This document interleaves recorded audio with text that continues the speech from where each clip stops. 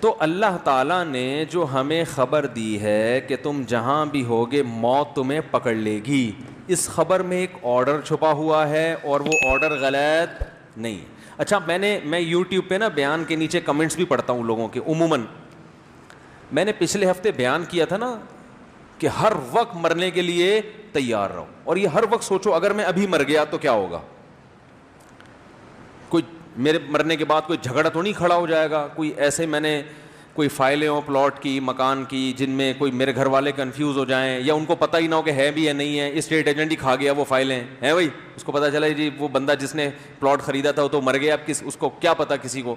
تو آپ کے بچوں کا حق بھی ضائع ہو سکتا ہے، آپ نے کسی کا حق لیا ہوا ہے، مر گئے تو وہ اس کا حق ضائع ہو سکتا ہے۔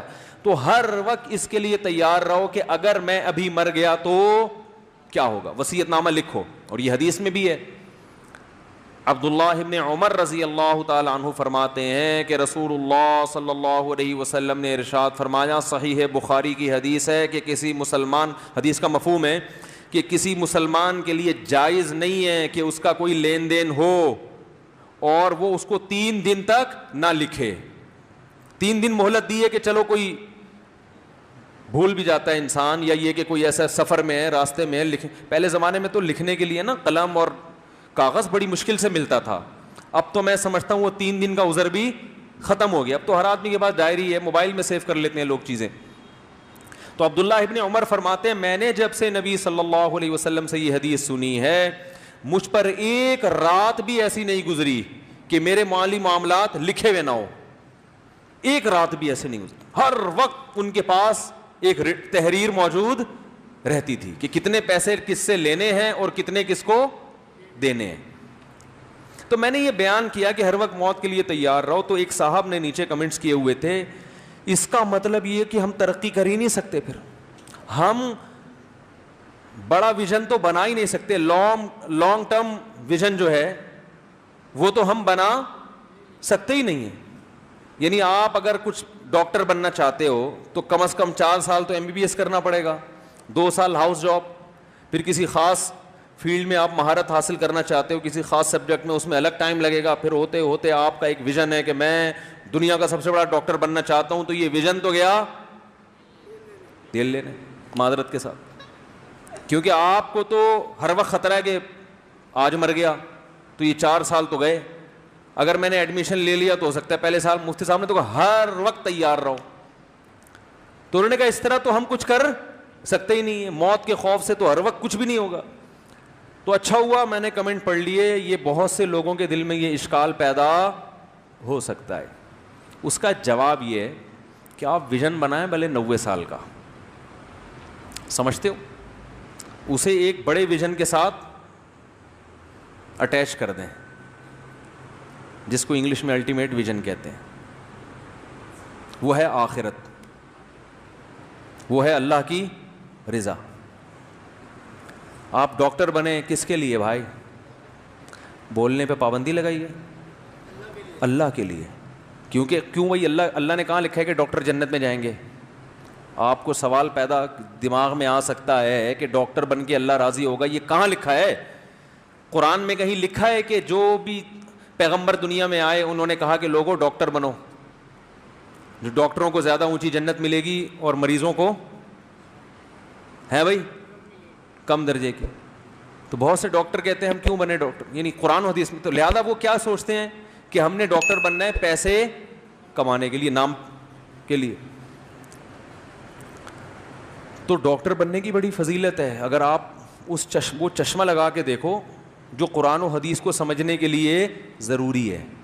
قرآن اصول بیان کرتا ہے، کبھی جزیات کے ضمن میں، کبھی ویسے ہی اصول بھی بیان کر دیتا ہے۔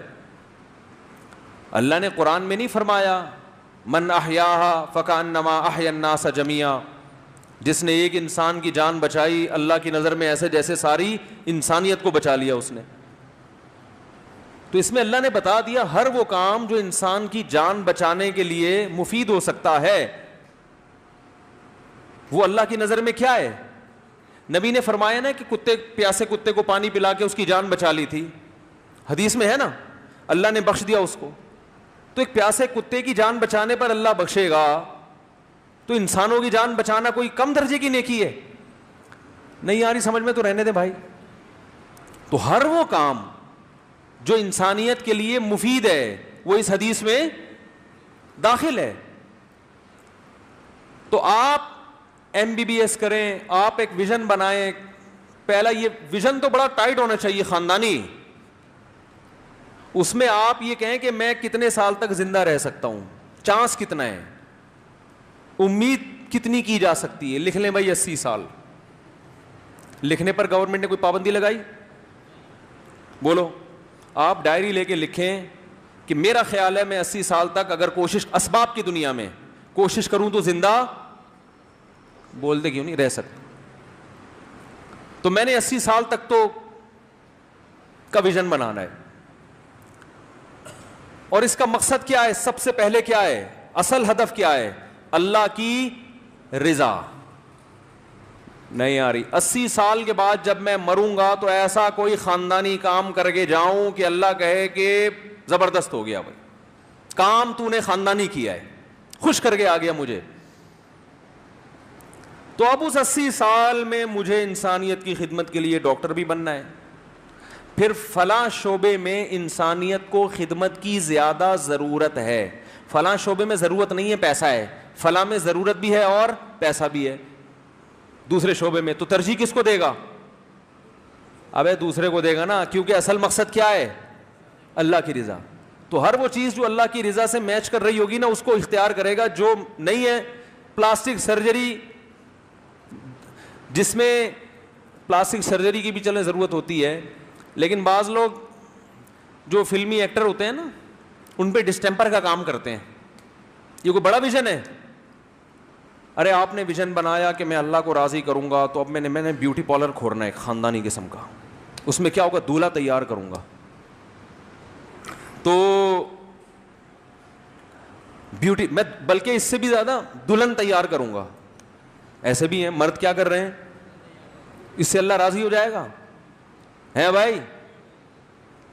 تو جب اصل بڑا ویژن ہوتا ہے نا اللہ کو راضی کر کے خاندانی جنت کمانی ہے, تو پھر انسان اس قسم کے پیشوں کو اختیار نہیں کرتا. کہتے ہیں بھائی یہ پیسہ ہی مقصد تھوڑی ہے, پہلا پیسہ بھی ہوگا لیکن پہلے اصل کیا ہے؟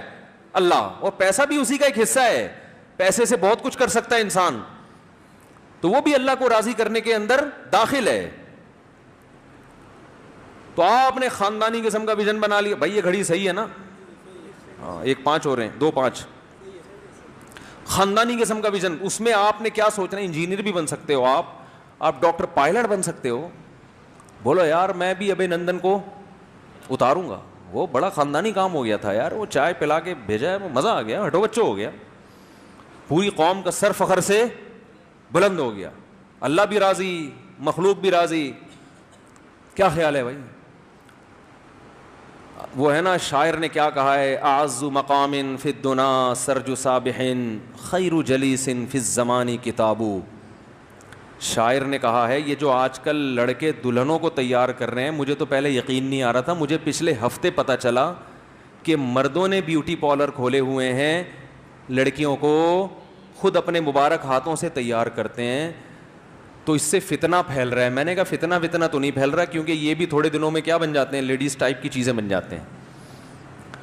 لیکن میں نے کہا یار یہ کام غلط ہو رہا ہے. متنبی کا شعر سناؤں گا تاکہ مرد کی غیرت جاگے کہ آپ پہ کیا چیزیں اچھی لگتی ہیں. شاعر نے کہا ہے اعز مقام فی الدنا سرج صابح, سب سے زیادہ عزت والا مقام مرد کے لیے تیرتے ہوئے گھوڑے کی پشت ہے. آدمی سب سے اچھا کہاں لگتا ہے؟ تیز رفتار گھوڑا, اس کی پشت. اس زمانے میں گھوڑے تھے, آج جیٹ تیارے ہیں, ٹھیک ہے نا. آج کیا ہے بھائی؟ جیٹ تیار. تو مرد کے لیے سب سے زیادہ عزت والا مقام کیا ہے؟ تیرتے ہوئے جہاز کی پشت, اور سامنے ابے نندن, مقابلہ. کیا خیال؟ اور ٹماٹر بند کرنے کی دھمکیاں مل رہی ہوں, کیا سچویشن ہوگی. میں بار بار کہتا ہوں ہمیں انڈیا کے لوگوں سے دشمنی نہیں ہے.